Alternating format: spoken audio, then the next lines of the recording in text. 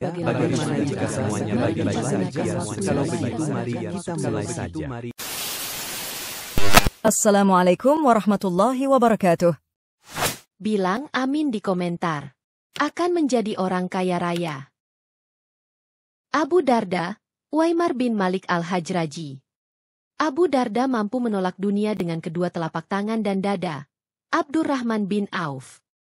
Uwaimar bin Malik al-Hajraji, nisbat kepada suku Hajraj yaitu sebuah kabilah yang berasal dari Yaman, mereka datang ke Madinah dan menetap di sana. Kabilah ini dan Aus adalah dua kabilah terbesar kaum Ansyar, yang disebut dengan Abu Darda bangun dari tidurnya pagi-pagi sekali. Ia menuju berhalanya yang ia pasang di tempat yang paling terhormat dalam rumahnya. Ia lalu memberikan penghormatan kepada berhala dan memberikan parfum terbaik berasal dari tokonya. Kemudian ia memakaikan pakaian pada berhala tersebut yang terbuat dari sutra terbaik yang dihadiahkan oleh salah seorang saudagar yang datang menemuinya dari Yaman. Saat matahari mulai meninggi, Abu Darda meninggalkan rumahnya untuk pergi ke toko. Tiba-tiba jalan diatsri penuh dengan para pengikut Muhammad. Mereka semua baru saja kembali dari Perang Badar, dan di depan mereka terdapat barisan tawanan dari suku Quraisy. Abu Darda menjauh dari mereka, namun ia masih sempat berpapasan dengan seorang pemuda yang berasal dari suku Hajraj, dan ia bertanya kepada pemuda tersebut tentang kabar Abdullah bin Rawahah, seorang penyair terkenal. Pemuda dari suku Hajraj tadi menjawab, dia telah berjuang dengan amat dahsyat dalam perang dan ia sudah kembali ke tanah airnya dengan selamat dan membawa harta ghanimah. Mendengar jawaban itu, menjadi tenanglah hati Abu Darda. Pemuda tadi tidak heran dengan pertanyaan Abu Darda tentang kabar Abdullah bin Rawahah, karena ia tahu bahwa semua manusia terkait dengan tali persaudaraan yang barangkali ada di antara mereka berdua.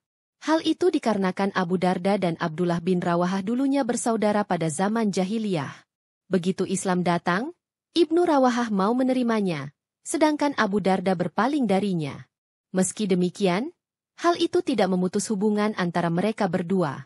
Karena Abdullah bin Rawahah masih saja sering mengunjungi Abu Darda dan mengajaknya untuk memeluk Islam. Ia senantiasa memberi semangat kepada Abu Darda untuk masuk Islam, dan ia turut prihatin atas setiap hari dalam umur Abu Darda sedangkan ia masih menjadi seorang musyrik. Abu Darda tiba di tokonya. Ia duduk di atas kursi tinggi. Ia mulai melakukan perdagangan. Ia memerintahkan dan melarang para budaknya. Namun ia tidak tahu apa yang tengah berlangsung di rumahnya. Pada saat yang sama, Abdullah bin Rawahah pergi ke rumah sahabatnya Abu Darda karena ia menginginkan suatu hal. Begitu Abdullah sampai di rumah tersebut, ia melihat pintu rumah terbuka dan ia dapati Ummu Darda sedang berada di beranda depan rumah. Abdullah berkata, "Assalamualaikum, wahai hamba Allah."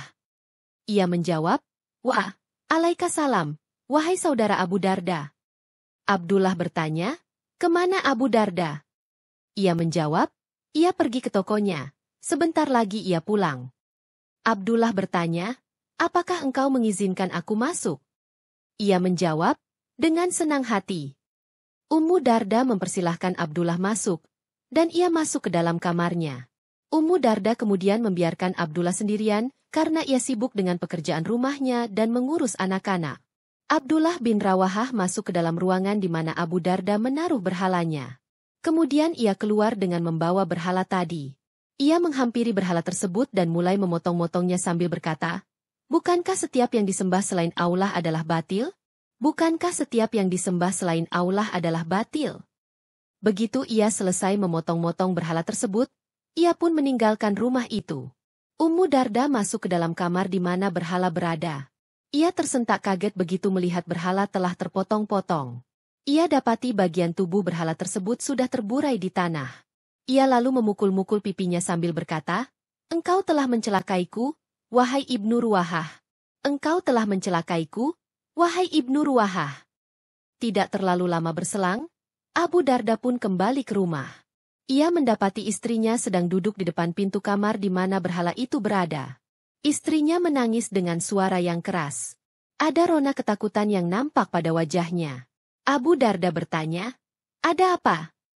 Istrinya menjawab, "Ketika engkau pergi, saudaramu Abdullah bin Rawahah datang, lalu melakukan apa yang kau lihat kini pada berhalamu." Abu Darda lalu melihat berhalanya dan ia dapati berhala tersebut telah hancur. Ia naik pitam, dan berniat akan menuntut balas. Akan tetapi tidak berselang lama, Emosinya kembali stabil, dan amarahnya mulai mereda. Ia memikirkan apa yang telah terjadi, lalu ia berkata, kalau ada kebaikan dalam diri berhala ini, pasti ia dapat menolak keburukan yang terjadi pada dirinya. Lalu dalam sejenak ia sudah berangkat menemui Abdullah bin Rawahah, sehingga keduanya berangkat menghadap Rasulullah Shallallahu Alaihi Wasallam. Abu Darda menyatakan masuk Islam, dan ia adalah orang terakhir dari kampungnya yang masuk Islam. Abu Darda sejak pertama kali beriman kepada Allah dan Rasul-Nya dengan keimanan yang mengisi setiap ruang dalam ruas badannya. Ia amat menyesal karena telah ketinggalan banyak sekali kebaikan. Ia mulai mempelajari ajaran agama Allah seperti para sahabat yang telah mendahuluinya, menghafalkan kitabullah, beribadah dan bertakwa yang dijadikan sebagai tabungan diri di sisi Allah. Ia bertekad untuk mengejar ketertinggalannya dengan sungguh-sungguh.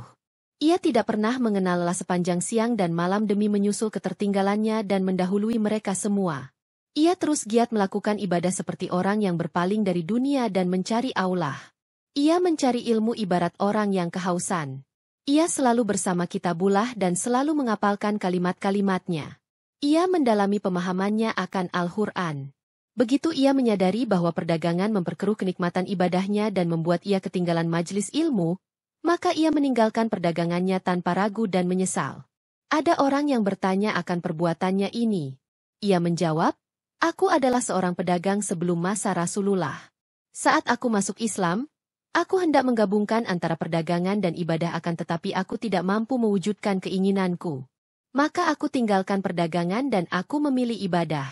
Demi zat yang jiwa Abu Darda berada dalam genggamannya, aku tidak menyukai bila aku hari ini memiliki sebuah kedai dekat pintu masjid sehingga aku tidak pernah ketinggalan sholat berjamaah. Aku dapat berjual beli sehingga setiap hari aku akan untung 300 dinar. Kemudian ia menatap orang yang bertanya tadi sambil berkata, aku tidak mengatakan bahwa Allah Subhanahu wa Ta'ala telah mengharamkan perdagangan, akan tetapi aku lebih menyukai bila kau termasuk mereka yang tidak pernah dilengahkan oleh perdagangan dan jual beli dari mengingat Allah. Abu Darda tidak hanya meninggalkan perdagangannya, bahkan ia juga meninggalkan dunia. Ia selalu berpaling dari keglamoran dan perhiasan dunia. Ia merasa cukup dengan sesuap gandum kasar yang dapat membuat dirinya tegap dan pakaian yang kasar untuk menutup auratnya. Pada suatu malam yang amat dingin ada segerombolan orang yang mampir di rumah Abu Darda. Abu Darda lalu mengirimkan kepada mereka makanan yang hangat, namun tidak memberi mereka selimut. Begitu mereka hendak tidur, mereka bermusyawarah tentang selimut. Salah seorang dari mereka berkata, aku akan datang menghadap dan berbicara kepadanya. Salah seorang yang lainnya mengatakan, tidak usah kau lakukan itu. Namun orang tadi meneruskan niatnya. Ia pun pergi dan berhenti di depan pintu kamar Abu Darda, dan ia lihat Abu Darda tengah berbaring. Istrinya duduk dekat dengan Abu Darda, keduanya tidak menggunakan apa-apa selain baju tipis yang tidak dapat melindungi mereka dari sengatan panas atau hawa dingin.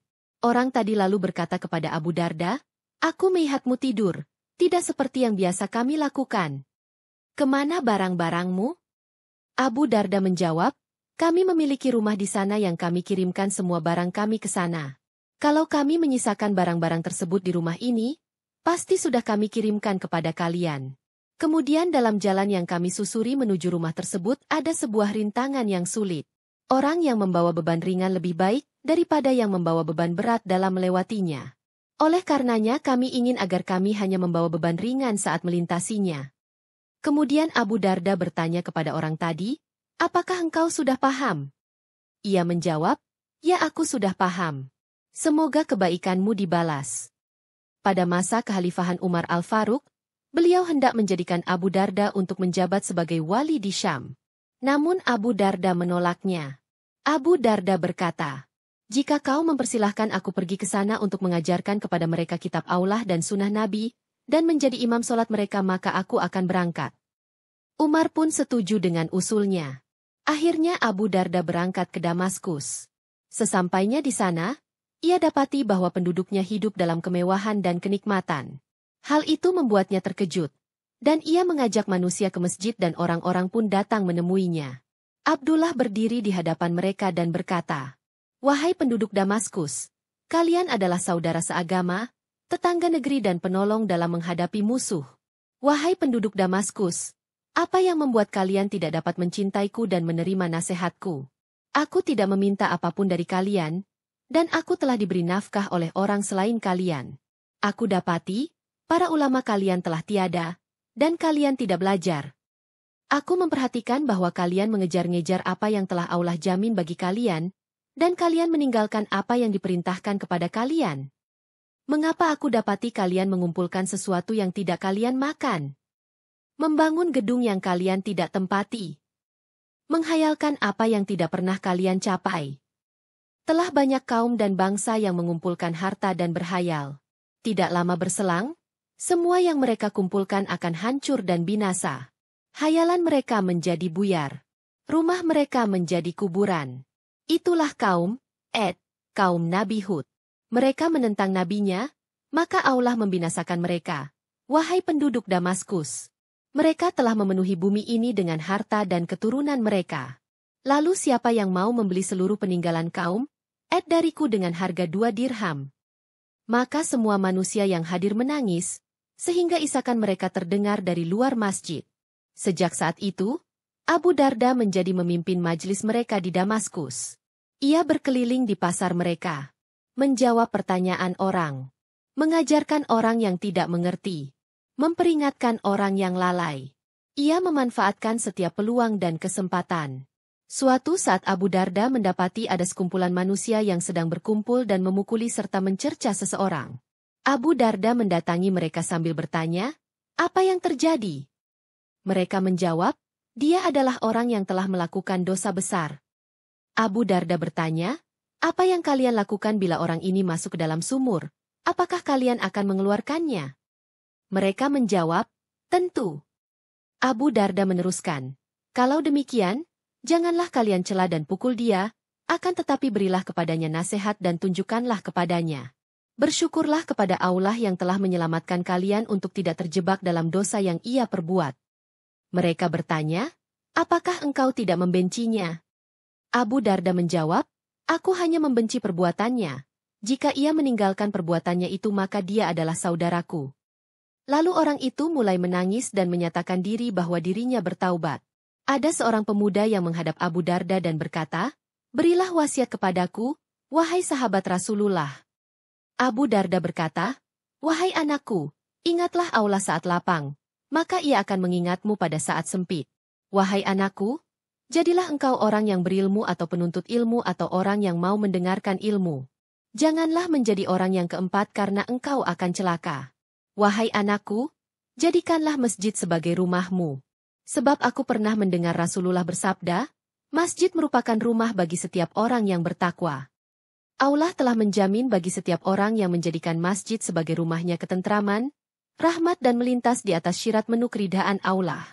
Ada segerombolan pemuda yang sedang duduk di pinggir jalan sambil berbincang-bincang dan memandangi orang yang lewat.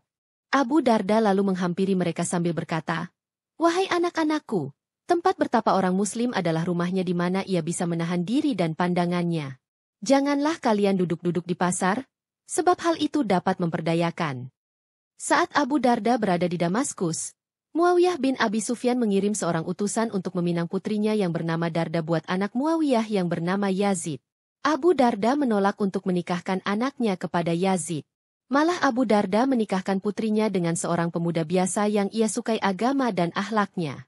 Berita ini tersiar ke semua telinga manusia. Mereka berkata, Yazid bin Muawiyah meminang putri Abu Darda, namun Abu Darda menolak.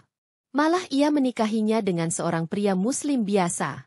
Lalu ada seseorang yang langsung menanyakan hal itu kepada Abu Darda.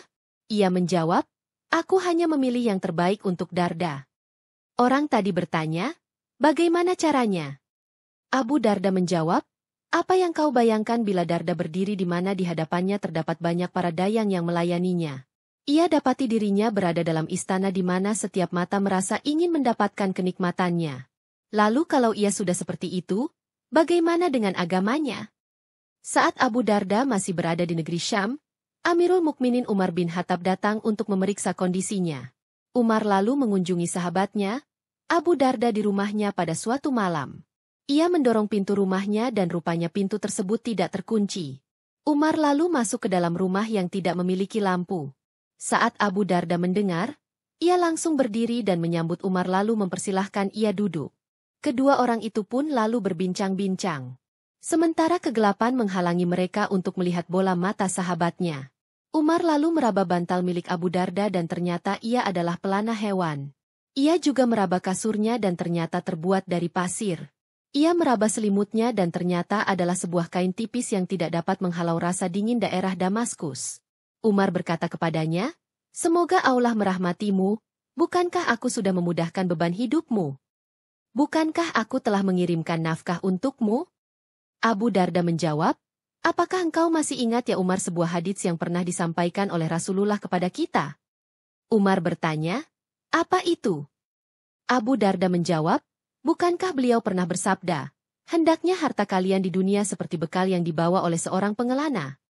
Umar menjawab, "Benar." Abu Darda bertanya, "Lalu apa yang telah kita lakukan setelah beliau meninggal, wahai Umar?" Maka menangislah Umar dan Abu Darda pun turut menangis. Mereka terus menangis sehingga waktu syubuh menjelang. Abu Darda terus menetap di Damaskus untuk memberi nasihat kepada penduduk serta mengingatkan dan mengajarkan mereka akan Al-Quran dan hikmah sehingga ia wafat. Saat ajal menjelang, para sahabatnya mendatanginya. Mereka berkata, "Apa yang engkau takutkan?" Ia menjawab, "Dosa-dosaku." Mereka bertanya lagi, "Apa yang engkau inginkan?" Ia menjawab, "Ampunan Tuhanku." Kemudian ia berkata kepada orang yang ada di sekelilingnya, "Talkin aku kalimat la ilaha illallah, Muhammad Rasulullah." Ia terus mengucapkan kalimat tersebut sehingga ruhnya berpisah dari badan. Saat Abu Darda telah kembali ke pangkuan Tuhannya, Auf bin Malik al-Ashja'i bermimpi melihat sebuah kebun hijau yang amat luas dengan dedaunan yang hijau dan di tengahnya terdapat sebuah kubah besar yang terbuat dari kulit. Di sekelilingnya terdapat domba-domba yang sedang berlutut yang belum pernah terlihat domba seperti ini sebelumnya. Auf bertanya, "Milik siapa ini?" Dijawab, "Milik Abdurrahman bin Auf." Kemudian dari kubah, Abdurrahman bin Auf melihatnya seraya berkata, "Wahai Ibnu Malik, inilah yang diberikan Allah Subhanahu wa Ta'ala dari Al-Quran. Jika engkau tetap berada dalam jalan ini, maka engkau akan mendapati apa yang belum pernah terlihat oleh mata. Engkau akan mendapati apa yang belum pernah terdengar oleh telinga. Engkau akan mendapati apa yang belum pernah terbersit dalam hati." Ibnu Malik bertanya, "Milik siapa semua itu, wahai Abu Muhammad?" Ia menjawab, "Allah mempersiapkannya untuk Abu Darda, karena ia mampu menolak dunia dengan kedua telapak tangan dan dadanya."